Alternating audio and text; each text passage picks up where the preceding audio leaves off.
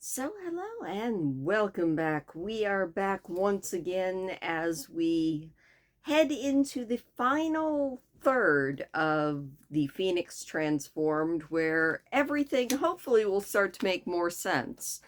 Because, you know, I really enjoy this series. Like, not gonna lie, it's a really good series. It makes me do a lot of thinking, but it does seem to do a lot more wandering than the first trilogy, and there's a lot less that feels like really defined. But, you know, as we head into the final third, hopefully everything will come together. And in the last chapter, they the Isvai army and Harrier and Tercel and Bisochim and everybody else came across a huge army of shamblers, the zombie-like creatures that Aniran has been creating out of anything dead, and Harrier wanted to check this giant army because they weren't just an army of zombies. They were all fresh zombies, which he was worried meant that they were going to be an army coming out of Arameth. That was his big fear. That fear was slightly allayed by the fact that no, they weren't an army of northerners, although there were some northerners mixed in with them. No, it was the city that they have been heading for, Acacius Atreyu, and it's pretty much the entire population of that city. And there were 8 people in the middle of this army of zombies who were not zombies. And so Harrier puts together a rescue mission, goes in, gets them out, and then has to deal with the guilt of the fact that he led not really an army, but a battalion on what was essentially a hopeless mission. Granted, they succeeded, but he still had to live with the fact that he's the one that led them. So after that, he has another one of the wonderful meetings with all of the Isvai people, letting them know that, yes, the people that they just rescued are going to be fed and healed and everything else because the Isvai have no charity given other than water. And he's like, no, you are not giving these people charity. You are going to take care of them as if they were Isvai. And that was pretty much where we left it, with him just laying down the law that no matter who they rescue, they're going to be taken care of. And we are going to be picking back up with Chapter 13, my recap of The Phoenix Transformed by Mercedes Lackey and James Mallory.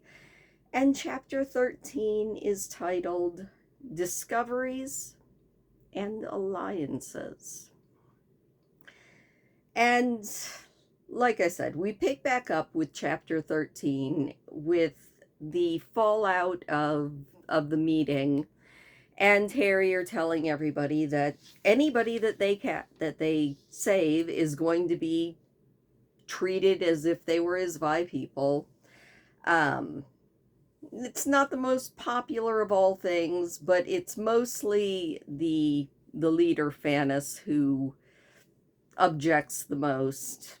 After the meeting, everybody goes out, and Tercel is kind of at the edge behind Harrier the whole meeting, like, Harrier, I need to talk to you, and Harrier just kind of keeps ignoring him. And finally, after the meeting, Harrier's like, Harrier, I need to talk to you. I went in, made sure that Bisochim healed everybody, but you need to know something. Harrier, who is tired and not really thinking straight, is finally like, what? What do you need to tell me? And Tercel says, the people that you rescued, They're from Arameth. I recognize some of them. One of them is your brother Eugene's. This, as you can imagine, is a bit of a bombshell. If you could get used to being shocked, Harrier had gotten used to it in the last half year. Shocked, terrified, horrified, and confronted with awful, unbelievable things that he had no choice but to accept as his reality and deal with the best that he could manage. But Tercell's simple, ordinary statement, "Your brother is here," was almost too much for Harrier to stand. It was as if the two halves of his life, before and now, had come crashing into each other with stunning force.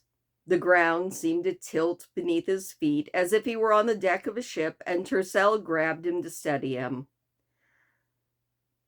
"He can't be," said Harrier hoarsely. "He's in Arameth. He's in the customs house." Eugene's was the oldest of the Gillian offspring, 13 years older than Harrier. He had married early to the middle Corleone daughter, and Eugene's and Nadella had 3 children. There was no reason between Sand and Star for Eugene's to have been in the middle of a Shambler army hundreds of miles away from home. "He's here," Tercell said. "I want to see him," said Harrier. But Tercell said, "They'll all still be asleep." But Tercell follows Harrier as Harrier heads into the tent to see if it really is his brother. Tercell also lets him know that he recognized a couple of the other people that were there. There's Magistrate Perizel. She is a junior magistrate in the chief magistrate's office, and she's brought her principal clerk, Brayloon, with her. And there's another one that Tercell has recognized, which is Lord Fellowcan. From the tone of his voice, Tercell had no idea why any of them were here. Harrier was gritting his teeth and trying to care because it was probably important. "Fellowcan is who?" said Harrier. Tercell lets him know that Fellowcan is, just one of the nobles. Tercell rattles on for a little while about Aramethian politics, and Harrier's just like, "I don't care." Tercell looks at Harrier and he's like, "You're tired. I can see that." And Harrier thinks again, "I don't know what to think. I don't know why my brother's here, and I don't even know if I can trust you," but all he says out loud is, "Yeah, I am tired." Tercell guides him into the tent and then kind of fades back, leaving Harrier to at least have a little bit of privacy. Harrier goes in and he looks at these Aramethians, and I mean, yep, they've been cleaned, they've been found some garments to fit them, hopefully. And he squats down because it is indeed his brother. Harrier walked further into the tent and squatted down by the head of Eugene's sleeping mat. Until this moment, Harrier had held out a hope he hadn't quite recognized that Tercell might somehow be wrong, even knowing that Tercell had spent almost as much time in the Gillian household during their growing up as Harrier had. He smoothed his brother's hair away from his forehead. All of the Gillian boys had inherited their mother's red hair, and even in the mage light, Harrier could see that this was his brother. He sits down and he watches his brother sleep. Tercell, outside of the tent, speaks quietly with Sinarin and the other Nalzindar who are there. Tercell lets them know that, yes, one of the people is Harrier's brother. which actually worries Shariah a lot, because a wild mage among the Isvai are supposed to sever all ties, but she doesn't know if the northern wild mages do that, and so that puts a little seed of fear into her mind that maybe Harrier's going to like favor these people who are from his childhood home. That's not really anything that Harrier is thinking about right now, and we go back into the tent with Harrier, who is sitting and watching, kind of catnapping off and on, just keeping an eye on his brother, until Eugens suddenly wakes up. "It's okay," said Harrier. "You're safe, Jens. It's me." Eugen stopped struggling after a moment, but he stared at Harrier with no trace of recognition at all. "Who are you?" he finally said. "It's me," Harrier repeated. "Harrier? Your brother?" For a moment he was afraid that whatever had happened to Eugens at the hands of Aniran and in the hands of the Shamblers had done something to his mind, but after a long moment, confusion was replaced by disbelief. "Harrier?" said Eugens. "Light deliver us, we thought you were dead." Which, I mean, honestly, that's probably less than what I would have said if I suddenly came across what I thought was a dead relative of mine in the middle of the desert after being kidnapped by an army full of zombies. So kudos to Eugens for understatement, I guess. He goes on and basically starts talking to Harrier. And this is going to be a lot of me quoting directly because this is all kind of really important stuff. "We got your last letter at the beginning of ice. Last year. You must have paid for courier posts because you said you had written it from Stereoporin at the beginning of vintage," said Eugens. "Yeah, I think so. It's hard to remember," Harrier told him. He had gotten Eugens on his feet, and he had helped him dress in the clothes that had been left for him. When he had gone to help Eugens fold his chadar into place, Eugens had waved it aside, and Harrier hadn't pressed the matter. It was still dark. When Eugens walked outside, Harrier hadn't stopped him. They hadn't seen any normal Jirai, the scorpions, since they had gotten into the Isvai, and if they were attacked by another infestation of Ashtaban Jirai, it wouldn't matter whether Eugens had boots or not. "Yeah, well, since then, nothing, Harrier. It's been almost 16 moon turns since you wrote us that letter. Where have you been?" "That long?" said Harrier. He tried to remember. They had sent their letters just before going into the caves. How long had they spent with the elves? A moon turn? More?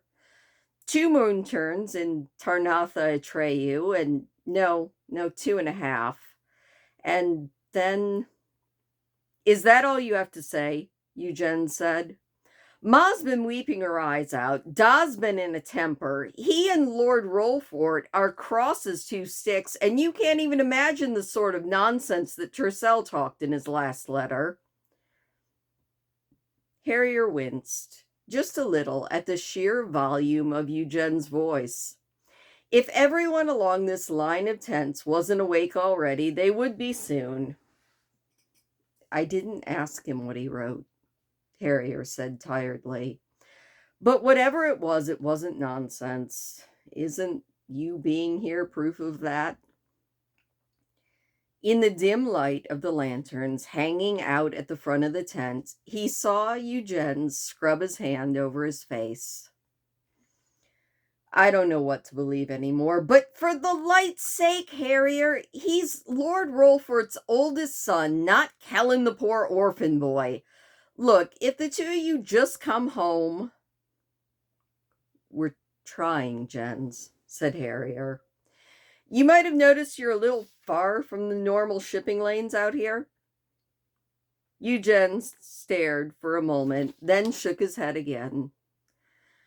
I don't know, he said. Did they take you prisoner? Harrier is a bit shocked at that idea, and he says, no, everybody here with me is alive. And then Harrier says, look, how about you start from the beginning? Because when I left Arameth, you were safe in the customs house. You weren't in the middle of the Izvi desert. You were only supposed to be gone a moon turn and a half, said Eugens. Up to Centaur Chardin with Tercel, and then back, and then Brelt was going to join me in the customs house. Eugens sighed. The Izvi? Is that what they call this dark damn hellhole? He sighed again. You didn't come back. Tercel didn't come back. We started getting letters. So did the Rollforts. It all sounded...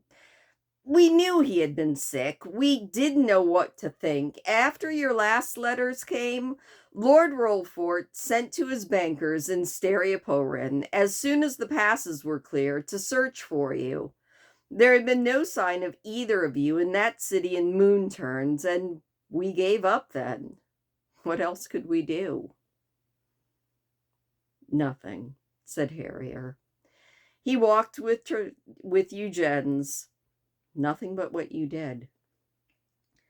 The Mandarian caravans were late this year. Well, actually, they didn't come at all.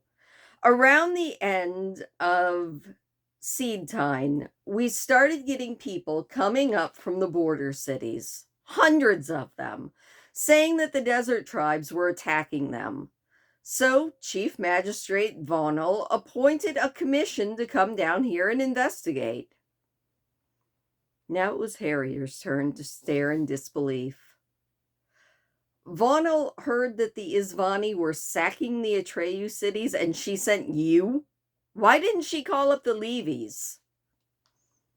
Eugen stopped his pacing and stared. Chief Magistrate Vonel did not just send me, he said irritably, emphasizing her title. She sent a full commission of inquiry. 16 people. Why should she call up the Levies on the basis of something that might be a misunderstanding or not true, or light and darkness, Harrier? She sent us down here to find out whether or not she should call up the Levies, and because it was faster than exchanging dispatches with the councils all season.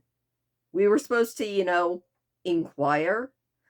She asked Da to send someone from the family because she thought he would listen better to one of us if she had to ask him for a fleet to carry troops down the coast.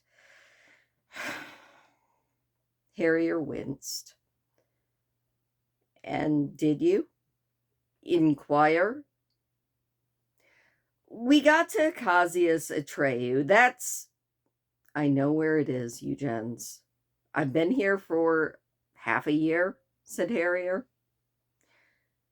Eugens gave him a suspicious glance, but he was willing to continue with his story.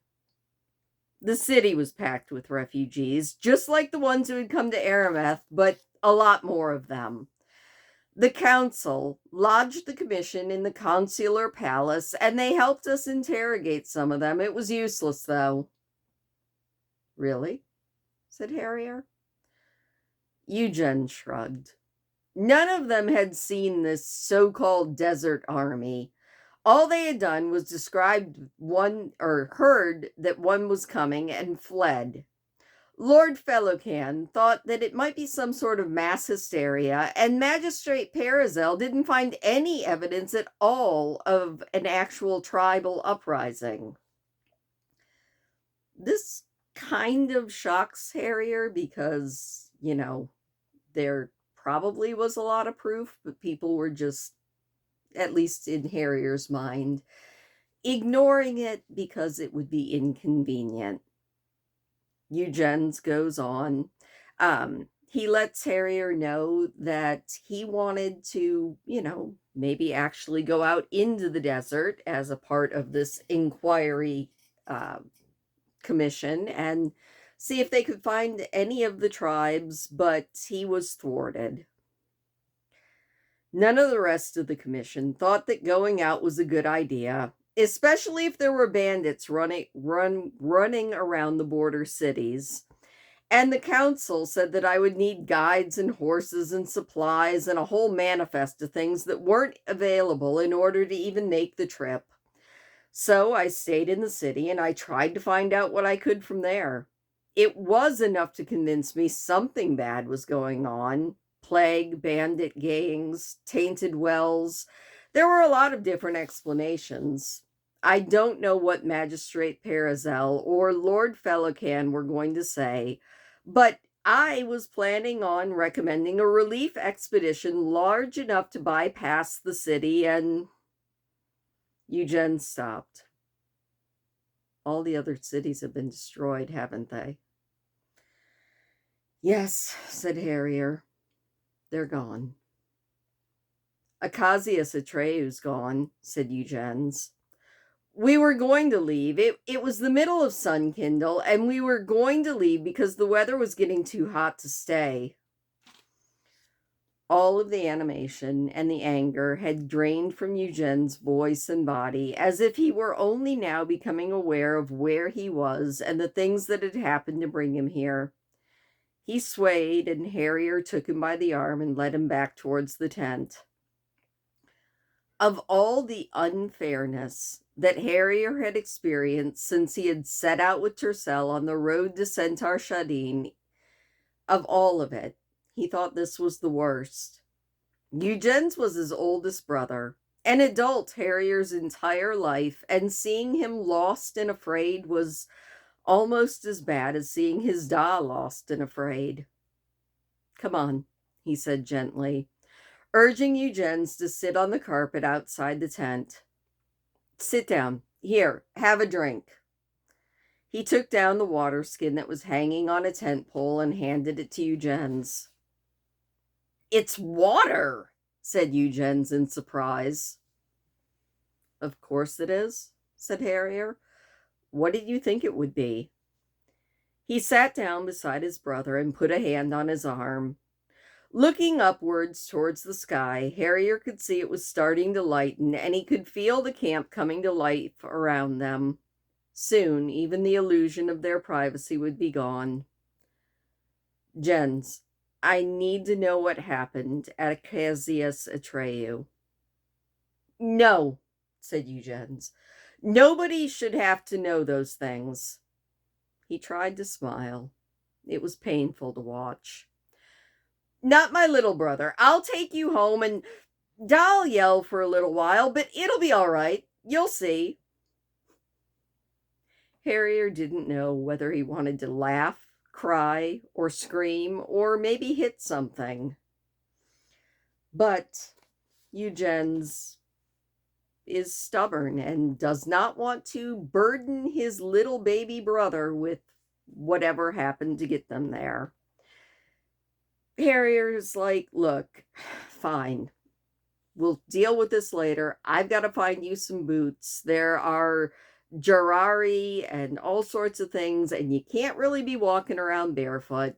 He gets up to try to do that task of going and finding his brother some boots, and Eugens is like, Harrier, did you know that you have swords strapped to your back? And Harrier's like, yeah, I learned to use a sword while I've been gone.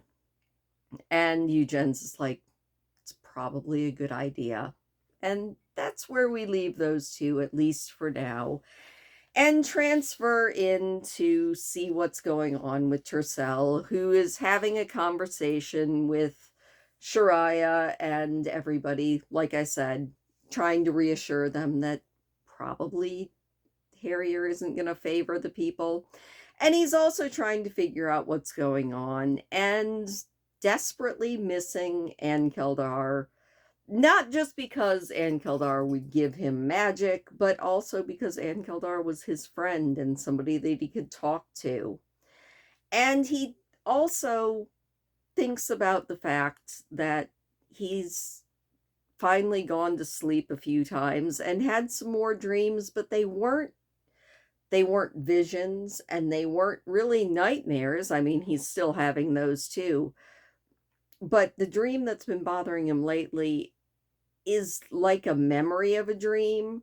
And somebody keeps asking in this dream, "Are you ready to remember me?" And he has no idea what that means, but we'll put a pin in that for later. Tercel wakes up from another one of those dreams where something is like, "Are you ready to remember me?" And he goes in and he can hear Harrier and Eugene's outside talking and arguing. And he figures he's not going to get in the middle of that, but he should probably, probably go see what's going on with the rest of the people from Arameth. Sonarin says that that's probably a good thing for him to do, because the people from Arameth would probably, once they wake up, need to know that they've at least been rescued. Tercel thinks to himself that he had kind of developed a theory in his own head about why the people from Arameth were here. He doesn't like the theory that he's come up with, but, he should probably find out if it's true or not. And, well, he is kind of thinking about heading in and seeing if any of the rest of the Aramethans are awake. Harrier comes in and he says, "Eugenes wants me to go home with him." Harrier's voice wavered so much that Tercel wasn't sure whether he was going to laugh or cry. "He says that Da will be a little mad at first, but everything will work out. He does think you're crazy, though, Tercel." Tercel is like, "I am so sorry. This is absolutely insane." He says, I'll go sit with your brother for a little while." He pulled his greatcloak tighter around himself, and Tercel walks over to Eugene's. Eugene's had gotten to his feet, and he looked as though he might be thinking of walking off somewhere. "You really ought to stay here, on the carpet, till we can find you some boots," said Tercel. Eugene's turned at the sound of his voice. "Tercel?" he said. And then he stopped, as if he had simply run out of things to say. After a moment, he ran a hand through his hair and he said, "I have no idea of where we are." "About a se'nnight away from Sapithric Oasis. We're going to stay there for a while," said Tercel. You shouldn't. You should just keep going. We need to get out of this desert as soon as we can," said Eugenes. You don't have to worry about shamblers. The things that had you," Tercel told him. "Pisochim destroyed all of them. Look, I know I can't imagine what you've gone through, but I understand more than you think." Eugenes laughed, and the sound was loud and ragged. "How can you?" "Because a year ago last flowering, I started having visions of a demon returning to the world," said Tercel. "And she did. Here. Her name is Aniran. She created the Shamblers, and she destroyed Acasius Atreyu, and—" "You summoned her?" said Eugenes. "No," Tercel blurted. He realized he was going to have to explain most of it, and tried to remember what he had put in the last letter he had sent home, even though he hadn't known half of what he had faced back then. The elves had a prophecy that darkness would be reborn, and that a high mage would be born who would be able to figure out how to destroy it. I went to the Elven lands, and they told me it was me. You, said Eugens. Tercel winced. Yeah, well, I guess they got that part wrong, said Tercel, irritated in spite of himself. Because the darkness has been reborn, and I haven't done much about destroying it, but I didn't summon her up. A demon, said Eugens. I don't. The wild mages will protect us. They have to. I'm sorry, Eugens. Almost all the ones in the Mandarian are dead, and I don't think the ones in the north know about this yet. It'd be nice if they did, but wild mage magic won't have any effect against an Iron, and it might work on some of her creatures, said Tercel. You're just a boy, Tercel. You shouldn't be here at all. Eugens sounded dazed. Well, I am here. I've been here for the last 5 moon turns trying to stop her, said Tercel, trying to make his voice gentle. And you really can't tell me anything more horrible than what I've already seen. Eugens talks a little bit, and he's like, you know, you don't know what I've seen, Tercel. He says, I brought an apprentice out with me. And he asks if Tercel knew him, and Tercel did. And he's like, I don't know what I'm going to tell his mother. I mean, how can somebody who's dead get up and walk again? Tercel lets Eugens know that was an Iron's doing, and that, we've been dealing with it as good as we could, but Tercel's like, just come back inside the tent. We can find you a cloak. We can find you some boots. We can start trying to make sense of this. He goes back into the tent with Eugens, and the other Aramethans are beginning to stir. Tercel looks at them, and he's like, okay, that's Magistrate Parazel. She's in Tercel's class of the nobility. Her clerk is Cave Brulin, and he's a little bit older than Tercel and Harrier, but, Tercel at least knows him. And Lord Felican, the other one that Tercel knows, is kind of old, like a lot older than Tercel thinks should have been able to survive the desert. He kind of wonders how he managed to do it. And the other 4 people that are there, Tercel doesn't know, or at least he doesn't think he knows. There's a girl who's about his age, and there's a brown-haired man, and another brown-haired man, and a heavy-set woman, or someone who probably was once heavy-set, but kind of has the look of somebody that has lost a lot of weight fast. The sleepers all wake up, and very quickly, everyone wakes up.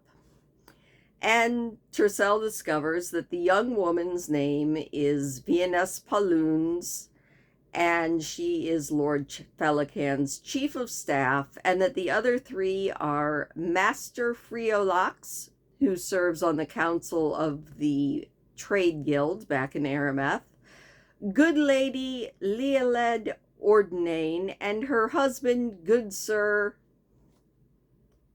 Arlos Ordinane.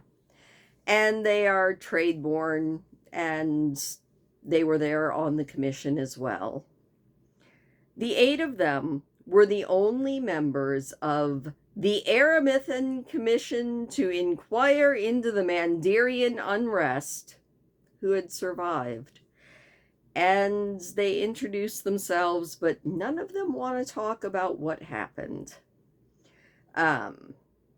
Magistrate Parazel and the rest of the Aramethans start kind of demanding things. And Tercel's like, look, you need to get dressed, and you need to pick some boots, and then we have to go. We lost a lot of time yesterday because of the shamblers, and we really need to go. I know this is all really confusing, and I will try to explain as much as I can once we're on our way. Now see here, Lord Tercel, said Lord Felican. Will it help if I tell them that they need to get moving? Asked Saravasse, poking her nose into the tent. Everybody freaks out because that's a dragon.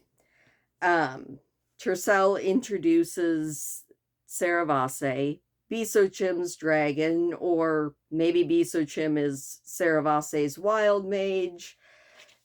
She lets everybody know that they need to get going, and the Aramethans, in a deep sense of shock, start moving. And again, start demanding things that aren't there. Tercel tries to show them how to put a chadar on, and none of them really want to do it. They take a lot of time fussing over the boots that have been provided for them. Tercel is getting irritated. You know, he's like, this is absolutely ridiculous. We rescued these people and they're making demands, and he's getting very irritated, and he's not even one of the Isvai people, so he can see that this is going to become a problem. Soap, shaving razors, mirrors, skin lotion, shampoo, scissors, writing instruments, wine, tea, bread, hair ribbons, different clothing in different colors, and a basin to wash in, and someone in authority to speak to. Finally, although he knew that he ought to be feeling sorry for them, Tercel got tired of their constant requests for things that just weren't there. Look, I'm sorry that we can't offer you a better welcome, but Aniran has killed about 3,000 of the Azvani. Probably more. Harrier's the one that keeps count, just in the last 2 moon turns. And she's destroyed most of our supplies, and right now you're kind of lucky that Saravasse noticed you in the middle of the Shambler army before Bisochim destroyed it. So, if you'd like to come on, maybe we can find you some Shotars. That at least shuts them up for a moment, and Magistrate Parazel, who seems to be taking charge because she is the magistrate, is like, fine. We're grateful, young man, for your rescue. You have no idea what it was like. Tercel tells them, look, you're safe now. And Magistrate Parazel goes on. And I will certainly remember that you and your friends risked your lives to rescue us when I returned to Arameth. But I really need to speak with someone in authority immediately. You should understand that, Lord Tercel. Tercel is just like, somebody in authority. Yeah, great. He turns to her and he says, I know this is all really confusing, and I'm sorry. You're talking about getting back to Arameth as if it will be fast or easy, but it won't. Harrier tells me that we're about 3 moon turns away from Acacius Atreyu here, and we really need to figure out how to resupply at the Oasis before we even go farther. And if you want to talk with someone in authority, you can talk to me. Because Harrier and Shariah are both busy right now, and Saravasse's irritated at all of you. There was a moment of silence, and then everyone started talking again. Eugens can't believe that Harrier is in charge. Master Friolax, one of the tradesmen, can't believe that it is 3 moon turns away from the city that they were in when all of this started. And Lord Felican is just like, young man, you are far too young to be in charge of anything, let alone of all this. Now be a good boy, run along, and bring us someone in authority to talk to. That kind of gets Harrier completely fed up, and he's like, look, you need to get off the carpet because we need to strike this tent. You need to put on your chadar so that you don't burn. And then you need to get mounted and we need to get moving. And they argue a lot more. Master Freolox is like, you got a dragon, can it fly somewhere? And Tercel tries to explain what's going on, but it's just not working. So he talks to the one person that seems to have any sense, the magistrate's assistant, Cave, and then, tries to get everybody mounted. Tercel watches them try to mount the Shotars and is like, it was really hard to remember how bad he had been at riding Shotars when he first started, and he tries to show everyone how to mount, what to do. They're very bad at it. They start demanding horses. They start demanding that they could ride double. They start just trying to do whatever they can do not to mount their Shotars. Tercel's like, they're really gentle. They look vicious, said good Lady Ordnan. I won't go anywhere near one. And Athos, you stay away from those horrible beasts. Lord Tercel, you're simply going to have to find us something else. I won't ride one. I tell you I won't. Fine, said Harrier. She can walk. I would have thought she'd be tired of it by now, but it's her choice. Tercel stared at Harrier, caught between shock at Harrier's callousness and relief that he wasn't going to have to continue dealing with these refugees by himself, since all of the Isvani people were politely pretending that the Northerners were invisible. Harrier, this is... Good Lady Ordnan. Yeah, Cinnarin told me.